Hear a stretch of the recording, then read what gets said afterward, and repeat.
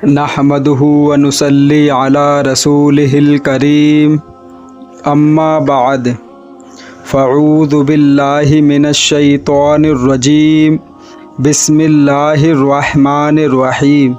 اللہ تعالیٰ سے دعا ہے اللہ تعالیٰ صحیح طریقے سے بات کہنے کی، سننے کی، سمجھنے کی،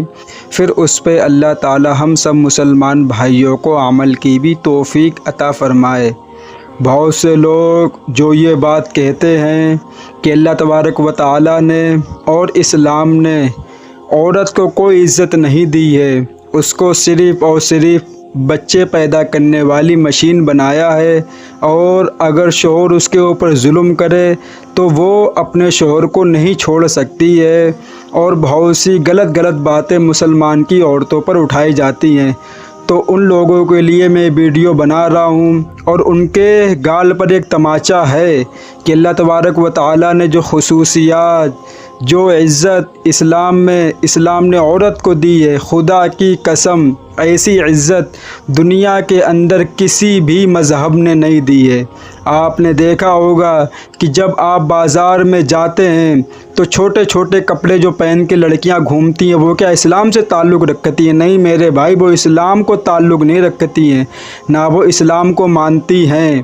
تو جو اسلام کو ماننے والی ہیں آپ ان کو دیکھیے، اور جو اسلام کو چھوڑ کر زندگی گزار رہی ہیں ایک بار ان کے اوپر نظر ڈالیے۔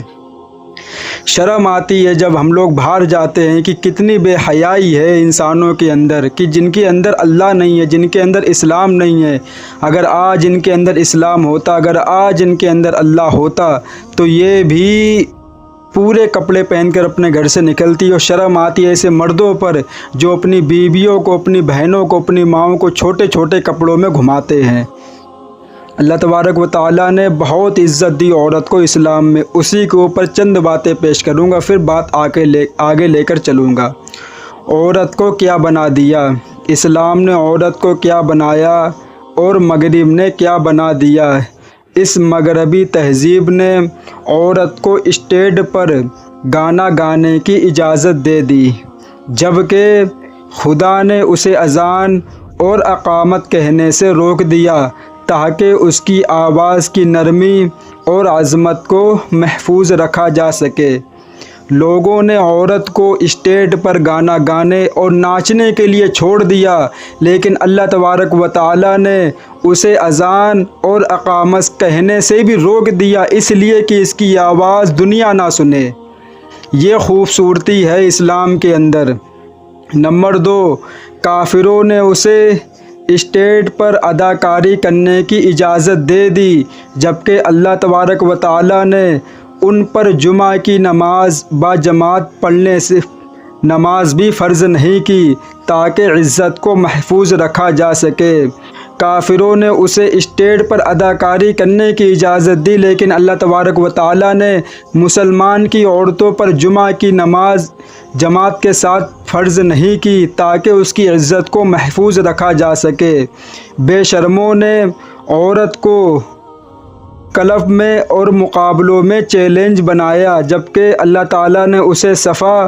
مروہ کے درمیان دوڑنے سے روک دیا۔ جب حاجی حج کرنے جاتے ہیں اور اپنی بیویوں کو ساتھ لے کے جاتے ہیں، وہاں جو صفا مروہ ہے وہاں عورت کو دوڑنے کی اجازت نہیں ہے تاکہ اس کی عزت عظمت کو محفوظ رکھا جا سکے۔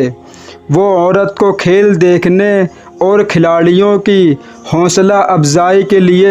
اسٹیڈیم میں فضائی کے لیے اسٹیڈیم لے گئے، جبکہ اللہ تعالیٰ نے عورت کو دین کی حمایت کے لیے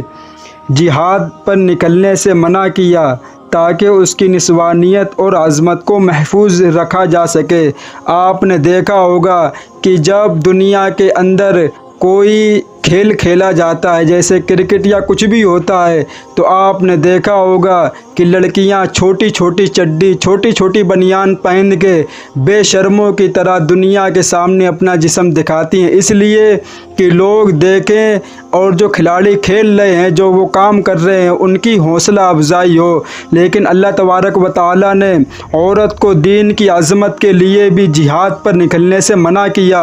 تاکہ اس کی نسوانیت اور عظمت کو محفوظ رکھا جا سکے۔ میرے بھائی، جو لوگ کہتے ہیں کہ اسلام نے عورت کو کچھ بھی نہیں دیا، یہ ان کے منہ پر تماچا ہے۔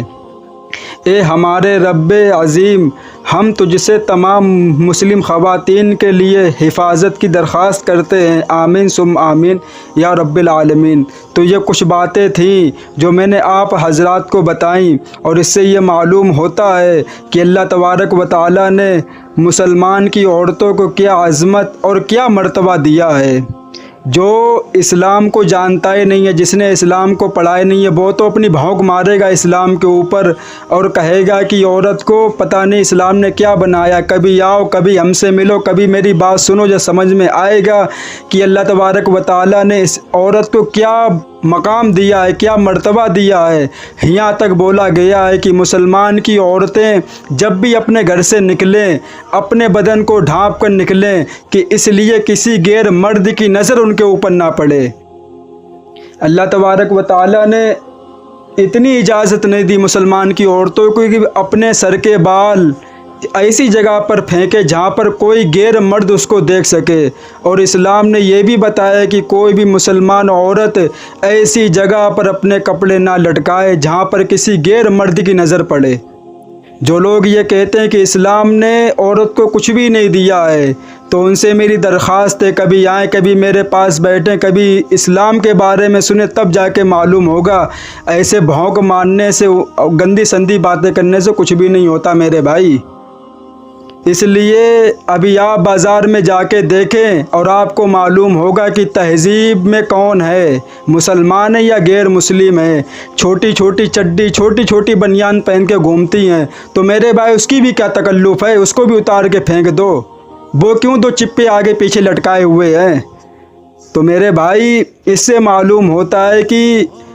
اسلام نے ہماری عورتوں کو، ہماری ماں بہنوں کو کیا کچھ سکھایا، لیکن جو مسلمان اس راستے سے بھٹک گئے، غیروں کا طریقہ اپنا لیا ہے۔ بات ذرا سا یہ کہ بہت عرصے سے ہم لوگ غیر مسلموں کے ساتھ رہے ہیں، تو کچھ ان کی خرافاتیں، کچھ ان کی باتیں ہمارے اندر آ گئی ہیں اور کچھ ہماری باتیں ان کے اندر چلی گئی ہیں۔ تب انسان ایک دوسرے کے ساتھ وقت گزارتا ہے تو کچھ نہ کچھ اچھی باتیں اور کچھ نہ کچھ بری باتیں ایک دوسرے کے اندر ڈیوائیڈ ہو جاتی ہیں۔ لیکن میں نے یہ بھی دیکھا ہے کہ آج دنیا کے اندر کچھ غیر مسلم جو خدا کو نہیں مانتے ہیں، وہ ان کا اپنا میٹر ہے، وہ اللہ کو مانے یا نہ مانے، وہ ان کا اپنا میٹر ہے۔ لیکن آج بھی میں نے دیکھا ہے کہ وہ اللہ کو نہیں مانتے ہیں، لیکن ان کے گھر پہ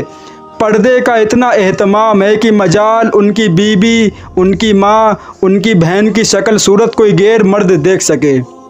کیوں کہ وہ اس کو سمجھتے ہیں ضروری کہ اگر میری بیٹی کو کوئی دیکھے گا، اس کے بدن کو دیکھے گا، تو اس کے اوپر گندی نظریں ڈالے گا، اور گندی نظر ڈالنے کے بعد وہ اس کے ساتھ بدکاری کرنے کے بارے میں سوچے گا۔ اور یہ تبھی ہوتا ہے جب انسان کسی عورت کو، کسی لڑکی کو دیکھتا ہے، جب اس کا بدن آپ کو نہیں نظر آئے گا تو آپ کے دل میں خدا کی قسم کوئی بھی خرافات پیدا نہیں ہوگی۔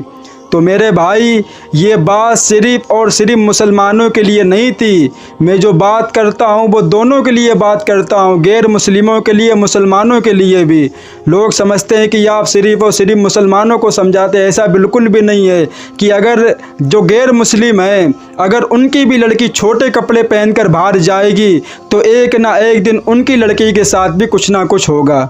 تو میرے بھائی، آپ لوگوں سے بھی گزارش ہے کہ اپنی لڑکیوں کو پورے کپڑے پہنائیں، اور یہ نہ سوچیں کہ دنیا میں سب اچھے ہی لوگ ہیں، کچھ اچھے بھی لوگ ہیں، کچھ برے بھی لوگ ہیں، تو ان برے لوگوں کی نظروں سے اپنی بیویوں کی، اپنے بچوں کی، اپنی ماؤں کی حفاظت کریں، ورنہ وہ دن دور نہیں ہے جس دن آپ سر پکڑ کے خون کے آنسو رو گے، اور یہ سب تمہاری غلطی ہوگی۔ اللہ تعالیٰ سے دعا ہے اللہ تعالیٰ ان باتوں پہ ہم سب کو عمل کی توفیق عطا فرمائے۔ وآخر الدعوانا والحمد للہ رب العالمین۔